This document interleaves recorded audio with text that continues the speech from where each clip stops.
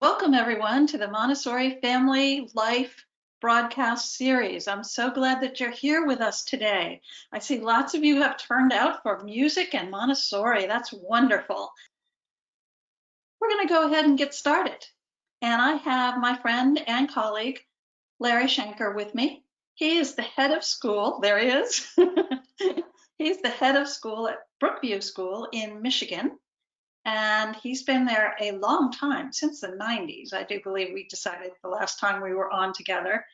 He started, though, this is the good news for today, good news for any day, I guess, is he started as a music teacher. And so today we're going to be talking about music and Montessori. So Larry, I'm so glad that you're here today and that you're well. Thank you. Let's go ahead and get started. Do you want to start talking about what we do in terms of the teacher and music, or start with music appreciation? Either way, I think the teacher is so key. I think Dr. Montessori really wanted music in all the nooks and crannies of the classroom. And when I do training of teachers, it's all about increasing the teacher's comfort Yeah, zone. Because yes. I think, you know, many would agree there's just not enough time when teachers go to their credentialed training to spend a long time on the music portion. And Mm-hmm. if someone's not already comfortable as a musician or took piano lessons for 12 years or something, it's hard to gain that comfort. So I try and help teachers with that, both when I do training and with our own teachers at my school. I Yeah, feel like, oh, go ahead. that's terrific. And I actually have two short stories Right? that come from what you just said.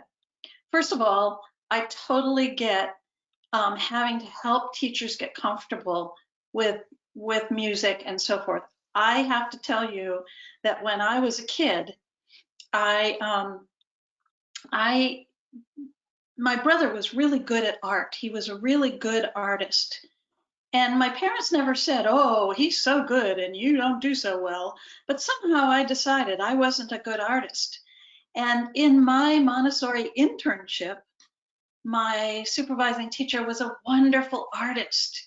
And she did all kinds of wonderful art things with the children. And I thought, oh my gosh, I'm never going to be able to do this. I'm not a good artist. And I was not comfortable at all with that. So I totally understand how somebody could be very uncomfortable about music, because sometimes it comes from our background. In fact, I took piano lessons when I was a kid, and our piano was in the basement of our house. So you can imagine that the tuning on it was not terrific, because our basement was not a finished basement by any means. So I practiced on an untuned piano, and every time I went to my piano lesson with my teacher at her house, I would play something wrong, but it was because I never could hear the right notes, and it was a little bit of a detriment to me as a child. And There's I guess I have three stories, because I have one more. I, as an adult, learned how to play the dulcimer, and I took it into the classroom with me, 3 to 6 year olds, and I played the dulcimer a lot in there. And I could play the dulcimer really well when it was just the kids in the classroom. But if an adult came into my classroom during the time I was playing, I would just fumble and do all the wrong things and stuff. So it is really, really important for teachers to feel comfortable at whatever level they are with music. So I sorry, think so took a long too. time. No worries. Those are great stories. I mean, there's a whole phenomenon out there, I think, of people whose choir teacher told them in third grade to uh, stand in the that would never happen if they were at a Montessori school. But right. those people never again feel comfortable singing. Oh. And when since I've been head of school, I haven't been able to do teaching of piano at our school. I'm Mhm. actually not a piano teacher by trade. I'm not trained in piano pedagogy, so I didn't do it for a long time. And then I realized I couldn't find someone who could really fit in to our Montessori framework. I found teachers had practice contracts and, here we have a 6-year-old in trouble because they Mhm. didn't practice. And it's like, wow, we might have trouble getting that kid back once we lose them. So I really tried. I always said I don't even mention the P word. You Right. know, I would use, and the kid themselves, when I was teaching piano, would use the phraseology they're used to in the classroom. I remember a little boy said to me, "Can I take this music home so I could master it?" I mean, Ooh. he had the word mastery in his vocabulary, Yeah. and that's takes practice. But I didn't have to tell him. That's So cool. yeah, I feel lucky. I mean, I really um have been teaching music for so long. I've been very fortunate to have absorbed so much from being in all the classrooms at all the different levels. Mhm. Uh, and I depend on the teachers. I make sure I ask questions about what they're studying culturally in the Mhm. classroom. What as they get older, what would be a good thing to do in music time today? Yeah. Um, in the younger classrooms, I make sure that I ask because the teacher doesn't always want to tell the head of school what to do. But um, I'm not trained at the 3 to 6 level, Yeah. and here I am working with small groups in the classroom, giving Bell's presentations, and I want to make sure I'm doing it right, you Mhm. know. And so I always depend on the teachers to kind of tell me uh you know what to do, how to speak so that I'm fitting right in to what they're doing. I think the problem is we hire specialists Yes. and a specialist comes in and what do they need to know? What do Right. they really need to know? And I can tell you, as a trained musician with a PhD, that people who have been to graduate school in music have a completely different way of looking at it. I'm the expert, and you're Yeah. lucky to have my knowledge. And that's the opposite of what we want to do in our That's right. classroom. I want to take the mystery out of the music for the kids. I want to make them feel like they could write a symphony. Um, Yeah. we do.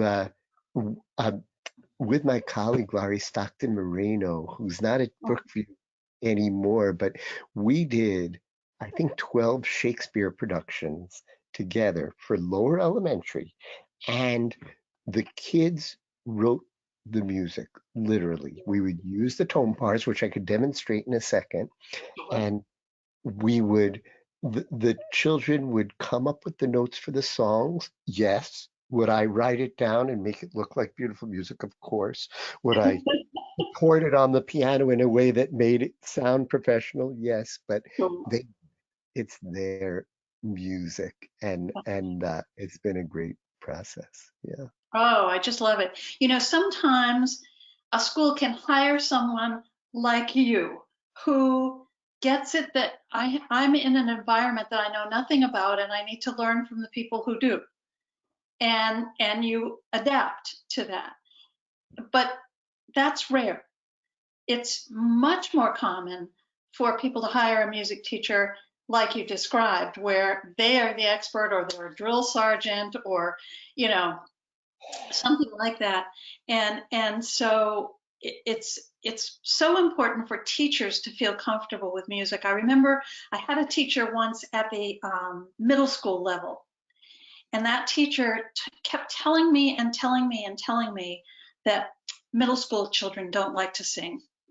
They're at that age where they're just too embarrassed to sing and they just won't sing. You're not going to ever get our middle school kids to sing. And I really think it had more to do with the teacher and her attitude about singing than the kids, because the Okay. next year we got this great music teacher, really good one, and she got those kids singing and they loved it. Yeah. So, And you know, the population changes. I've had upper L classes that don't open their mouth to sing, and I've had upper L classes that sing their hearts out, you know? I think it yeah, all depends. The middle schoolers are great. I had time and I taught middle school for a little while, and I had time to experiment. It's not easy to find that hook to engage them, but I found some drumming, conducting with a conducting baton. That was a hook one for me in middle it's school. one of my favorites. Would you like me to show the participants the Montessori materials? I was telling Lorna before I went on that I normally don't have these materials readily available at home, but these are not normal times right now during this pandemic crisis. And so I did bring the materials home for the purposes of making videos so I could demonstrate them if you'd like, Lorna. We would love to have you do that. Okay, let's see how I could best move around. So Oh, we're getting the virtual move around the room thing. here's the Oh, bell. yeah, those are the bells. I can see them. It's a full set of Montessori bells with a beautiful sound. Yeah. We hold the mallet with a pinter grip.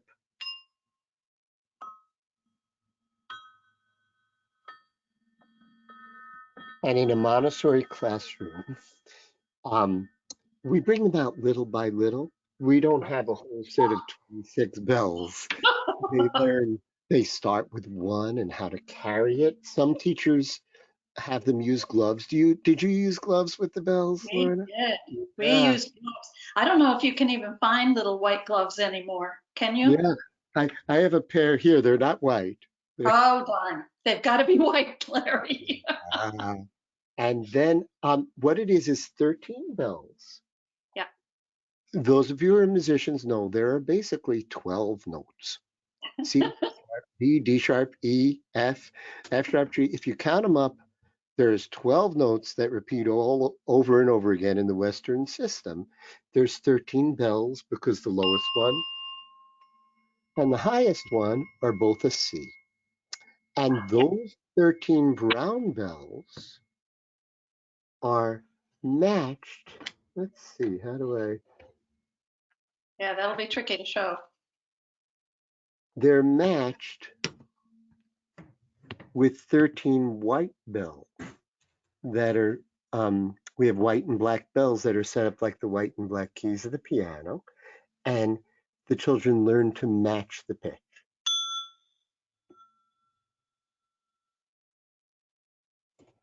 Um,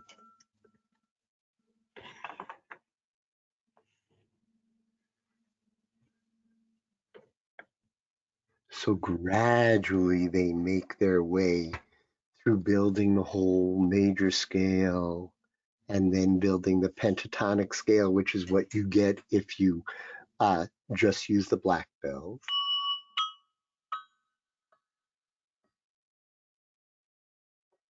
I love the pentatonic scale because it can't ever sound bad. It sounds good no matter what you do, doesn't it? That's right. It doesn't matter. It's all good.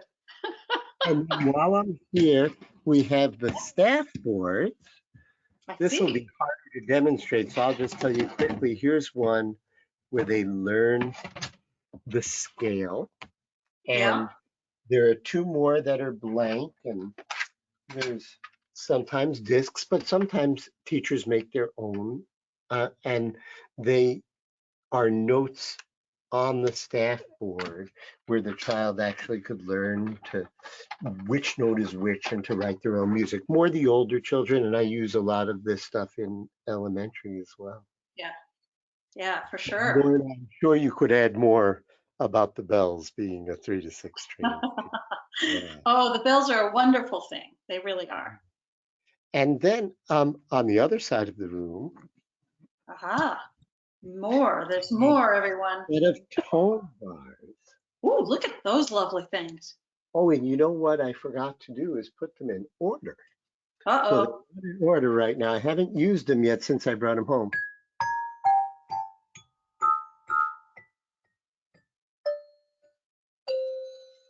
So they're out of order, but one of the things we do is check them. Hmm. And actually, I don't want to take up too much time, but if I could quickly get some in order here. Folks, if we were doing this with children, we wouldn't be quite so quick about it. No, I know. Well, actually, maybe I'll have to forego that because it'll just take Good. time to I'll do take up that. all of our time. Huh? What's that, No. Lorna? Oh, look. I said it might take up all of our time if we went Yeah. slowly. These are the scale strips we use, and the Ooh. child pulls the bars rather, down on to the strips, Aha. and then that forms a scale. So we had then 6 to 9 year olds knowing how to make a major scale and a minor scale and a harmonic minor scale and a blues scale. And there's actually a myriad of scales we could make the strips for.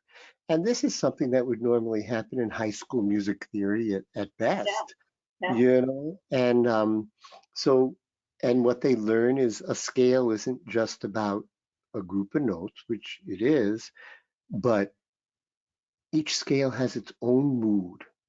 And we think about scales a lot in music. And for these elementary children to be given that seed and to Ah, know they could then move the strip along and start the scale on another note, I love that. changing the scale, they really get some wonderful experience out of that. Absolutely. While Larry's getting back to his chair, if anybody has a comment or a question, please feel free to write in the chat there. We have about 10 more minutes, Mhm. and we want to talk a little bit more about teachers being generalists and what they do in the classroom as generalists in music. And then we want to just touch really quickly on music appreciation, because that's a big part of it too. When Larry talked in the beginning about cultures and that sort of thing, he would come in and he would find out what the class was studying in cultural studies and try to gear his music to that. um, that's music for me. When I was in the classroom, music appreciation was geared toward whatever culture we were studying. So we didn't just study the classical music of Europe, which is what we typically think of as classical music in this country, certainly. But if we were studying Asia, we would find classical music of Asia and study that and listen to that and learn about that. And it made the culture come so much more alive. So anyway, I'm diving in and maybe I shouldn't. Oh no, it's great stuff. I think hooking in with the cultural studies is one of the most important jobs of a Yeah, music teacher. yeah, And just like you said, um, we don't want to make believe that the world is just classical music right. because it's important. It's part of the Montessori curriculum, learning the great composers, learning the stories about them, and learning this wonderful art music.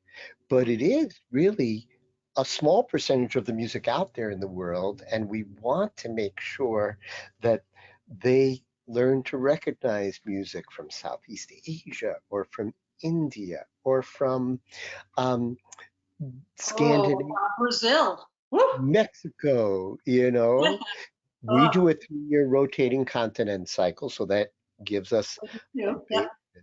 But I do find if I could really give them a good background in this, say, by 9 years old, they really have, Mhm. they don't have the judgment yet. Once they're 10, I hear more like, well, this sounds weird. And I say something like, well, how about we use the word unusual? It might sound weird Mm. to you, but um, so I think the cultural part's important. Now, Lorna, what do you think? There's different schools of thought out there. Sanford Jones, Montessori music man extraordinaire, once told me he felt that they get enough popular music in their lives and that we should really concentrate on the classical and folk music.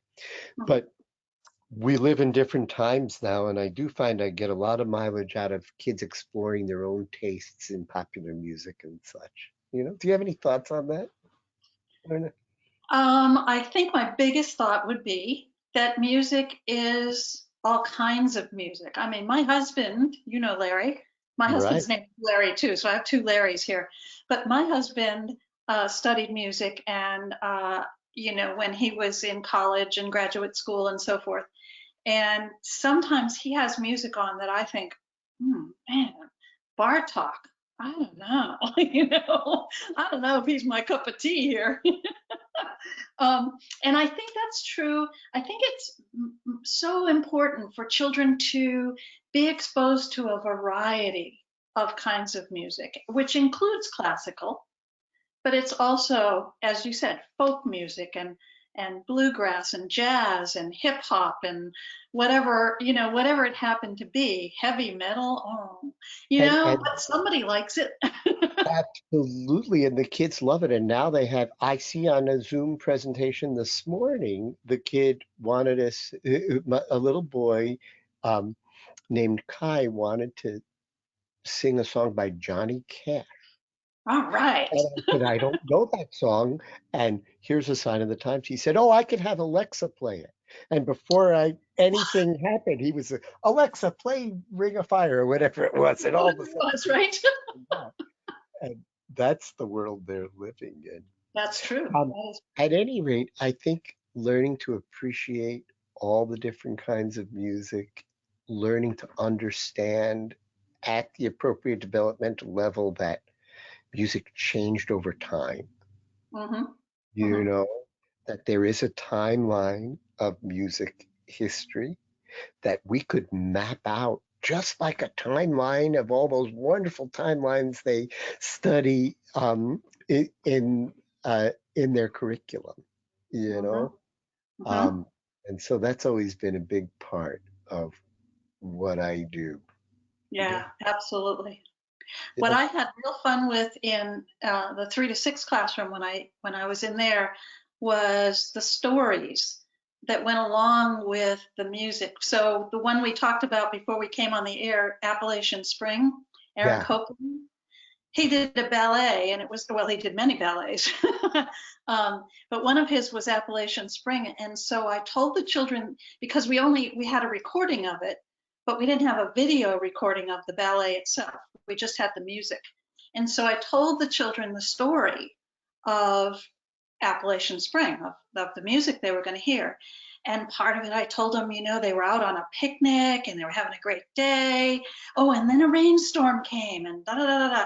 And so then when we listened to the actual music, 3 to 6 year olds were so into it and they were listening and they figured out which part was the rainstorm, because of the way the music was.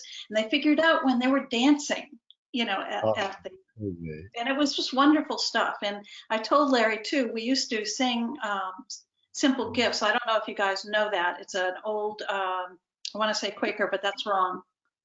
Oh, who are the folks?